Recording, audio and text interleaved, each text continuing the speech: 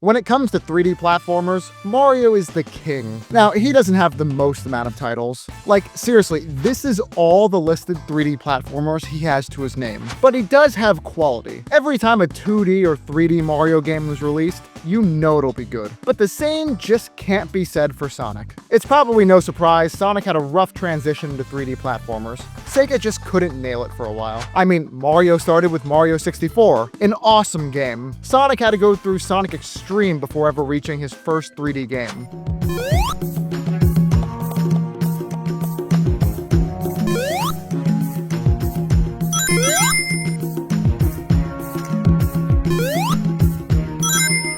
I have to say the first real 3D game because of games like Sonic R, Sonic the Fighters, Sonic 3D Blast, and the hub world of Sonic Jam all having different versions of 3D Sonic. But let's be real, Sonic Adventure is the real first 3D game. But is it better than Mario 64? I'm going to be comparing Mario 64 to Sonic Adventure, Mario Sunshine to Sonic Adventure 2, and Mario Galaxy to Unleashed. I was planning on comparing Mario Galaxy to Heroes, because Heroes is the third 3D game, but it came out years prior. And honestly, Heroes loses to Galaxy. It isn't even a fair fight. Galaxy against Unleashed, though, that's much closer. Plus, they came out 1 year apart. Close enough for me. Starting with Sonic Adventure, this game was a huge part of my childhood. I've written a couple scripts about this game that haven't been used for any videos so far, so it's about damn time I talk about this game already. Mario 64 was first. It showed the world what a 3D platformer could be. I mean, it invented the damn genre. Sonic Adventure followed in its footsteps, but instead of inventing, Sega tried to take this and make it 3D. Now, Sonic Adventure is definitely more ambitious than Mario 64. 6 stories, 6 different gameplay styles, fully voice-acted scenes. Shit must have been crazy in Sega's offices. So, quick rundown. Hundreds of years ago, or whatever it was, the Knuckles clan wanted the Chaos Emeralds and attacked it. A mutated Chao called Chaos got mad at them and killed them all. Then he was sealed inside the Master Emerald. Fast forward to modern day, Eggman releases Chaos from the Master Emerald and tries to use his power to rule the world. Literally feeding Chaos some Chaos Emeralds and making him stronger. But he got too strong and took down Eggman. Sonic steps in and saves the day. The end. The game goes through 6 stories, all having some major character development for the guys. Tails learns to be self-sufficient and more capable. A development that doesn't exactly last that long. Gamma turns against his creator and destroys his brethren, freeing the animals inside the robots. Big's fishing is interrupted, so he goes on an adventure. Get it? And Big gets back to going fishing. I bet he loved the flooding of Station Square. Lots of places to fish now. There being 6 different gameplay styles means there's something for everyone. It also means that you're required to play through the gameplay styles you do not want to play. Big is known for holding you at gunpoint and making you fish. Sonic is the most fun one here, obviously. He's fast-paced, his levels allow you to abuse his physics and make skips like this, rather than using the actual intended path over here. Tails does lots of racing, Knuckles hunts for shards of the Master Emerald, and Gamma is a fucking gun.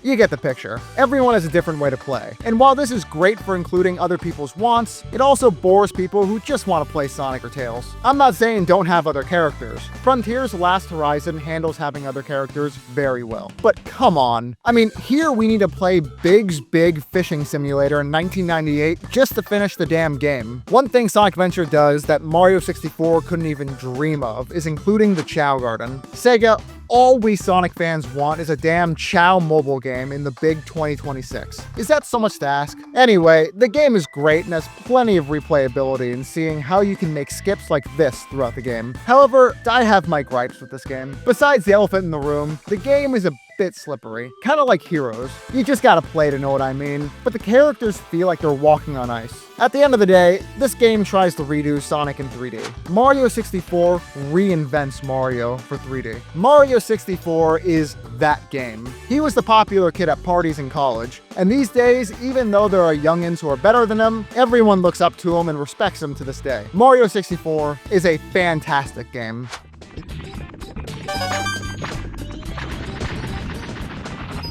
Yeah. Yeah.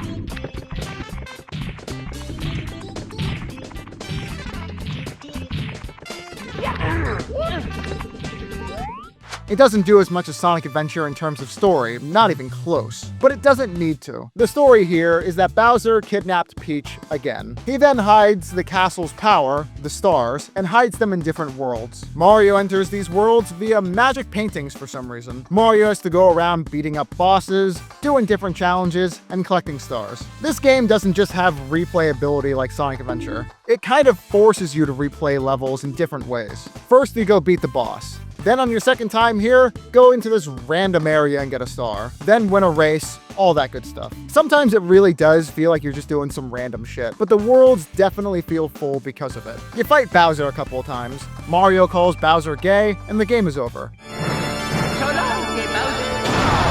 After hours of effort from Mario, all he gets in return is a kiss on the nose and a cake. Just another day in the Mushroom Kingdom then. This game was revolutionary in how it helped shape the direction of 3D platformers for the rest of time. Mario's movement being the most important thing here. His movement is a lot of the reason that this game is so popular. Learning what he can and can't do and pushing those boundaries. There's so much you can do. Sonic can only run, jump, homing attack, and spin dash. I mean, later he gets Lightspeed shoes, but that's an upgrade later. Mario can run and jump. If you time his next 2 jumps correctly, he gains height on them too. Crouching and jumping lets him jump backwards. Pressing B while moving either makes him kick or dive forward, depending on how fast he's moving. There's also the ground pound, which helps with certain scenarios. He also very much has momentum, something people give a lot of credit to Sonic for. Moving fast down hills is pretty fun. At the end of the day, Mario 64 is one of the greats. Except for the camera, that shit is awful. The original controller for it is also bonkers. Who designed this shit? The best version of the game is Mario 64 for the DS, which gives you 3 more playable characters. However, if you're fortunate enough to have Mario 3D All-Stars, it's there on the Switch.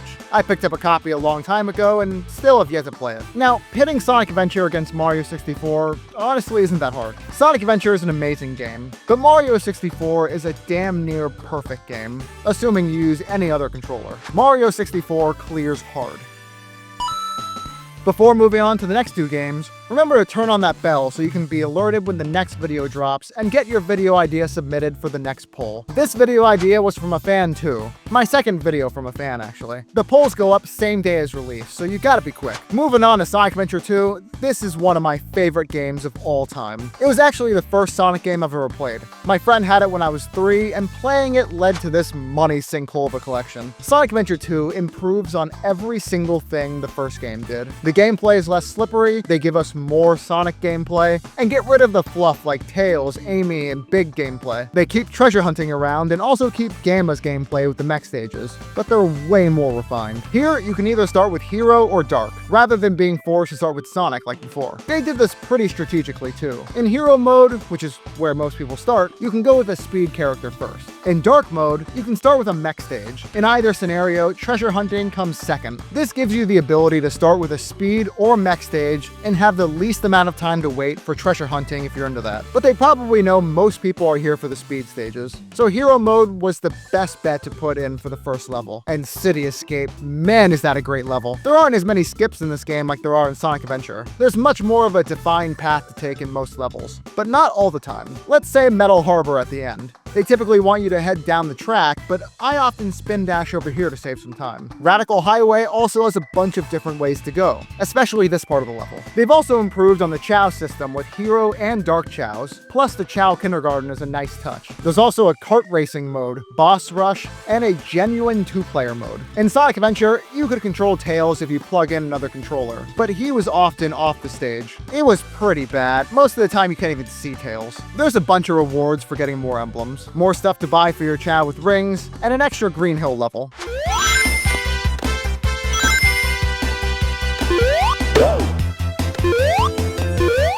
This was so cool to me as a kid. It actually took me years to get there on my GameCube, and by then my copy of Sonic Adventure 2 Battle was kinda destroyed, so it keeps failing to run at this point. Such a shame. The story is pretty damn good too.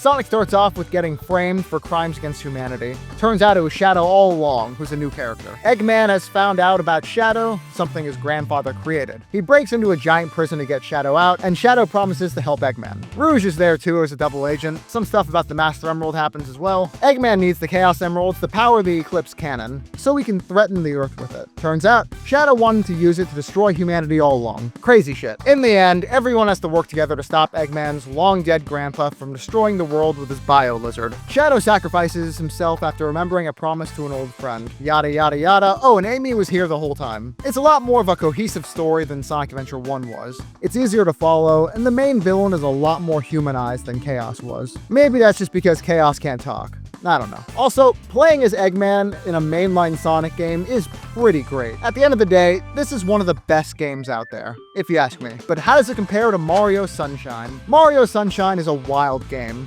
I've never understood the hate for it, but I can understand that it's known Mario 64. This game feels like such a GameCube game. Now, it is a GameCube game, but it just really feels like one. Like, look at the cover art. Come on, man, that's a GameCube game. The story starts with Mario, Peach, and Toadsworth on their way to Isle Delfino for a vacation. However, the island is covered in graffiti, and the people blame Mario due to eyewitness reports saying a shadowy figure that looks like Mario did it. This is starting to sound very familiar. His name is Shadow Mario? Seriously? Turns out Shadow Mario is just Bowser Jr. in disguise. Bowser and Bowser Jr. try to kidnap Peach. They take her to a giant hot tub. Mario beats them, and the day is saved. Oh, and along the way, Mario has to clean up the island as he was sentenced to community service for a crime he didn't commit.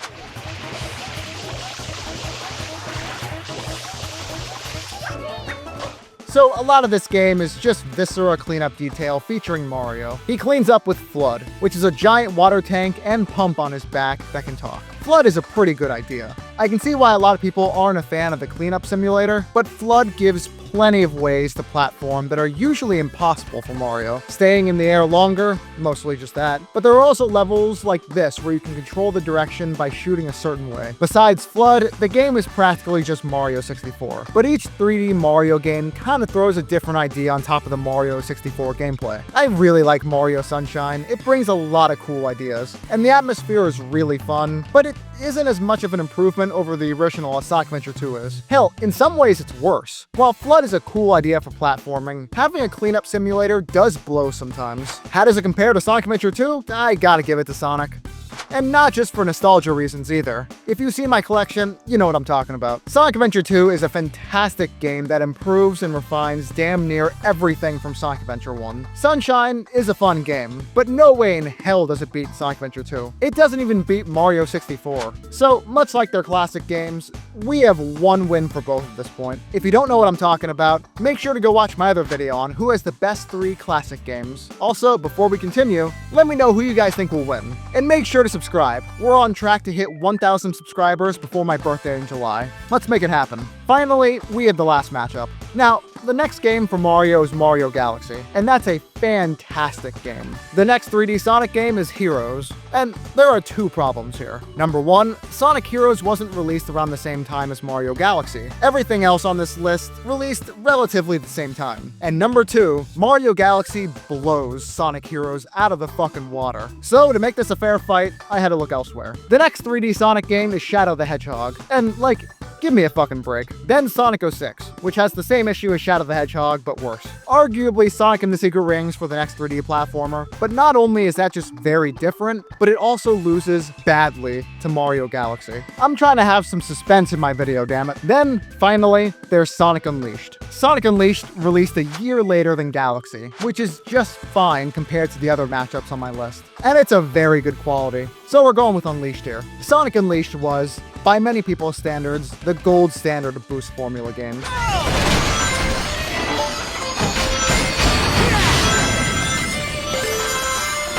It's awesome. The graphics still hold up today too. I mean, unless you're playing the Wii or the PS2 versions.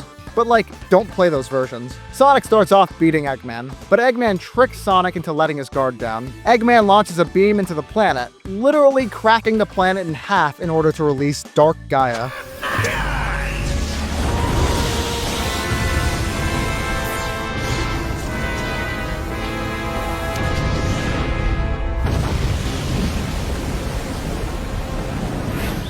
We'd be so very cooked in this scenario. Look at the fucking planet. In the meantime, Sonic turns into a werehog at night. He meets Chip, who has amnesia, and the two explore the planet fighting Dark Gaia creatures and Eggman's robots until they find temples to restore the emeralds, as well as the world and Sonic back to normal. Anyway, Chip remembers who he is and realizes he's Light Gaia. The two fight Dark Gaia, who turn against Eggman. Chip turns into a Gaia Colossus after combining the temples, and Sonic goes super. In the end, the day is saved and everyone is happy. Except Eggman. The best part of this game is in the gameplay. It introduces the boost formula, which looks like this. Incredible. The fact that Sonic Team built levels that could accommodate a movement speed like this is absurd. These levels are long as hell and have you moving damn near 500 miles an hour. The levels also look incredible. The bad part of this game is the werehog. Listen, you either like the werehog or you hate him, but there's no other option, especially not love. It's a slower beat 'em up where Sonic beats up Dark Gaia enemies with his very strong and stretchy limbs. Many of the fights take a while, and some levels can take upwards of 20 minutes with how slow they are. So that's the worst part. Also, the hub world is pretty cool, unless you're playing on the Wii or PS2 like I did as a kid.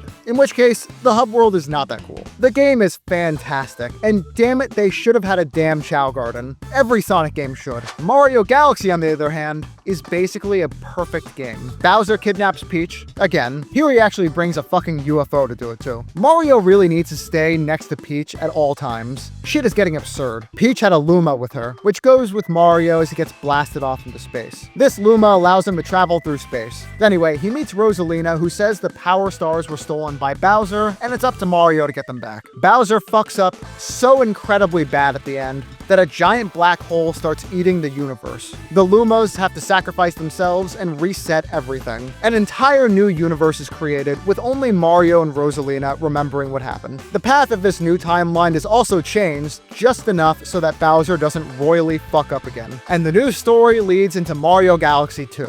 But that's for another day. This is by far the most batshit crazy story Mario's ever seen. This is 2000 Sonic games level of crazy. I mean, 06 sort of did something very similar with resetting the timeline. Mario Galaxy is, like I said, an almost perfect game. It may just be perfect, actually. It may just be the closest thing we have to a perfect video game. I'm a much bigger Sonic fan, but I can't deny Mario Galaxy is him.